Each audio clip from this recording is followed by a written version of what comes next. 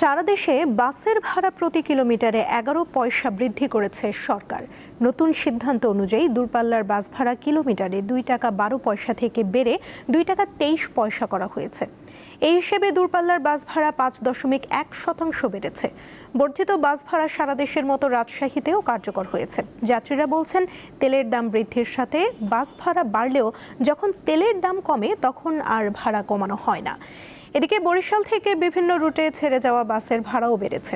বরিশাল বিভাগের 6 জেলা ও পার্শ্ববর্তী জেলার রুটগুলোতে বেড়েছে বাস ভাড়া। এতে ক্ষোভ প্রকাশ করেছেন যাত্রীরা। এ বিষয়ে আরও খবর জানবো আমাদের সহকর্মীদের কাছ থেকে। আমাদের সহকর্মীরা যুক্ত হয়েছেন রাজশাহী থেকে ইউসুফ আদনান এবং বরিশাল থেকে মর্তুজা জুয়েল। শুরুতে যাচ্ছি ইউসুফ আদনানের কাছে। আদনান, বাস ভাড়া বৃদ্ধির প্রভাব কেমন দেখছেন, আর বাস কর্তৃপক্ষ ও যাত্রীরা কি বলছেন? সুমনা, আপনি খবরে যেমনটি বলছিলেন যে 11 পয়সা বৃদ্ধি পেয়েছে প্রতি কিলোমিটারে। সেই হিসেবে আমরা দেখেছি ইরানে যে যুদ্ধের প্রভাবে ডিজেলের দাম বাড়ছে, এরই প্রভাবে রাজশাহীতেও 11 পয়সা বৃদ্ধি পেয়েছে প্রতি কিলোমিটারে।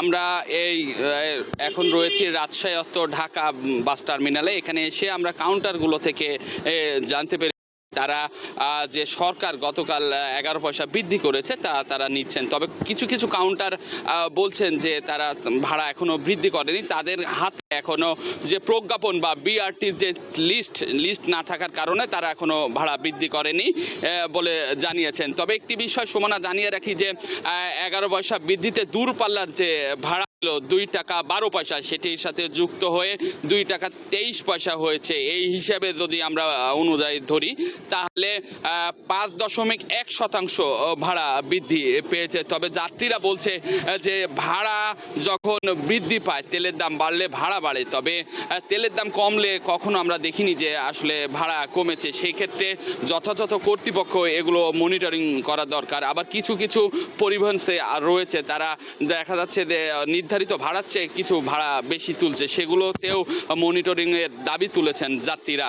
আর যারা বাসের সাথে সংশ্লিষ্টরা রয়েছে তারা বলছে যে আমাদের যে ভাড়া বৃদ্ধি করেছে তা আসলে আমরা কার্যকর করেছি, তবে আর একটু বেশি হলে তাদের ভালো হতো। তারা বলছিলেন যে দ্রব্যমূল্যর যে ঊর্ধ্বগতি, জিনিসপাতি সবগুলোর দাম বেশি, সেক্ষেত্রে দাম ভাড়াটা আর একটু যদি বাড়তো তাহলে তাদের জন্য ভালো হতো।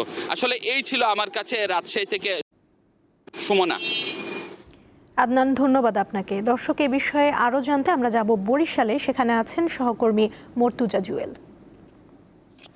জুয়েল, আপনি তো বরিশালে রয়েছেন, সেখানে বাস ভাড়া বৃদ্ধির প্রভাব কেমন দেখছেন, যাত্রীরা কি বলছেন, জানাবেন বিস্তারিত।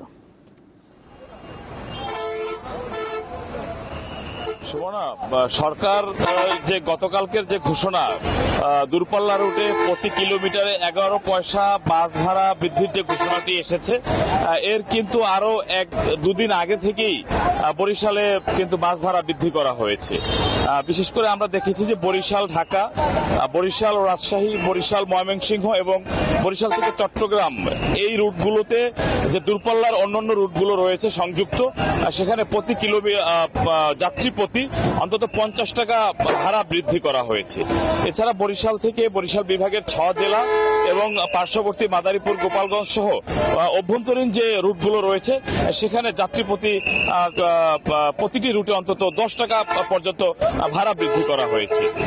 আমরা আজ সকাল থেকে কেন্দ্রীয় নতুল্লাবাদ বাস টার্মিনালে যে চিত্রটি দেখতে পাচ্ছি, যে এখানে যারা কাউন্টারে যারা দায়িত্বে রয়েছেন তারা বলছেন যে সর্বশেষ 2022 সালের আগস্ট মাসে সরকার নির্ধারিত যে ভাড়া নির্ধারণ করা হয়েছিল মহাসড়কে প্রতি কিলোমিটার 2 টাকা 20 পয়সা করে, তারা সেই হারে এতদিন ভাড়া গ্রহণ করেছেন। সেই হিসাবে বরিশাল ঢাকা রুটে 565 টাকা ভাড়া থাকলেও তারা ইতিপূর্বে কম ভাড়া গ্রহণ করেছেন। সাম্প্রতি তেলের মূল্য বৃদ্ধি পাওয়ার ফলে তারা সেখানে 35 টাকা ভাড়া বৃদ্ধি করেছেন, অর্থাৎ 600 টাকা পর্যন্ত বর্তমানে ভাড়া নেওয়া হচ্ছে।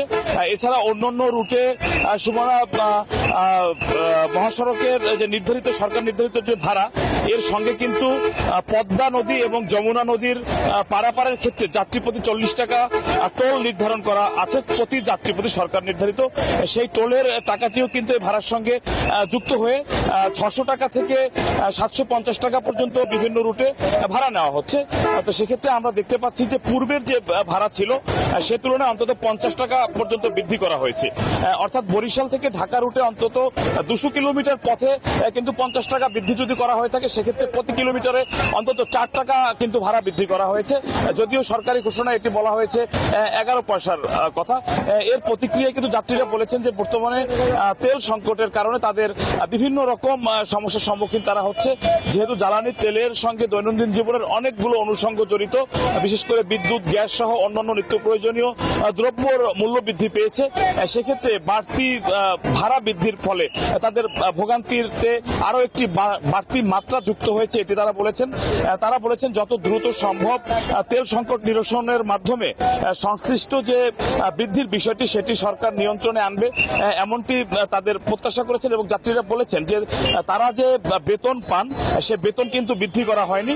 অপরদিকে দ্রব্যমূল্যের ঊর্ধ্বগতি এটি আসলে তাদের সঙ্গে অসামঞ্জস্যপূর্ণ হয়ে যাচ্ছে। ফলে এই বিষয়টি ঊর্ধ্বতন কর্তৃপক্ষ এবং সরকারি কর্তৃপক্ষকে তারা দ্রুত বিবেচনায় আনার দাবি জানিয়েছেন। অপরদিকে বাস চালকরা বলছেন যে সরকার নির্ধারিত মূল্যের মধ্যে তারা ভাড়া নির্ধারিত রেখেছেন, সরকারি যেভাবে ঘোষণা আসবে তারা সে হারে ভাড়া গ্রহণ করবেন। এই ছিল আসলে সুমনা বরিশাল থেকে বাস ভাড়া বৃদ্ধির এখন পর্যন্ত তথ্য। জুয়েল, ধন্যবাদ আপনাকে।